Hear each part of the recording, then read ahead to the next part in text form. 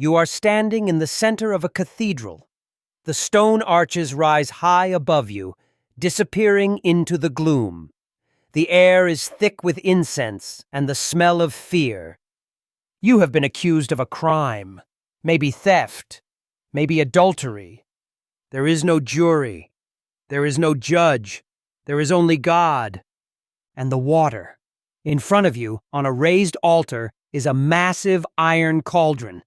A fire roars beneath it.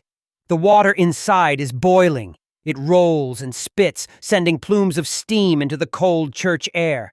The priest stands beside it. He holds a small stone, a pebble from the river. He drops it into the cauldron. You hear it clink against the bottom. The verdict is simple. To prove your innocence, you must retrieve the stone. The congregation watches in silence. The villagers, your neighbors, they all stare. You roll up your sleeve. Your arm is trembling. You look at the bubbling surface. The heat radiating from it dries the sweat on your forehead. If you refuse, you are guilty and you will be hanged. If you do it, God might save you.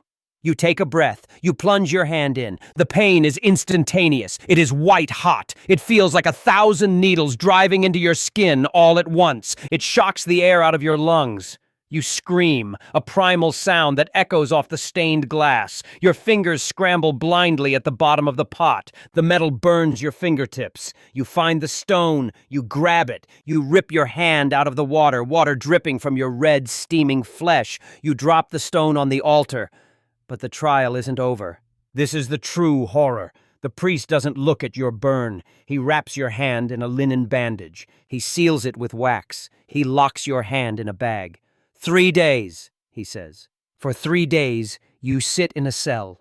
Your hand throbs with a pulse that matches your heart. You can feel the blisters forming under the cloth. You can feel the skin dying. You don't know what is happening underneath the bandage. Is it healing or is it rotting?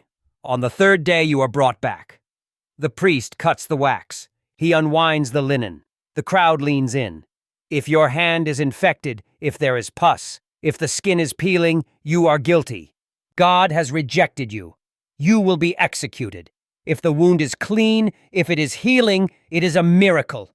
You are innocent. You stare at your own limb as the last layer of cloth falls away. You aren't looking at an injury. You are looking at a divine message carved into your own flesh. Justice isn't about evidence. It is about how well you heal. And as the air hits your raw skin, you realize that in this world, survival is the only truth that matters.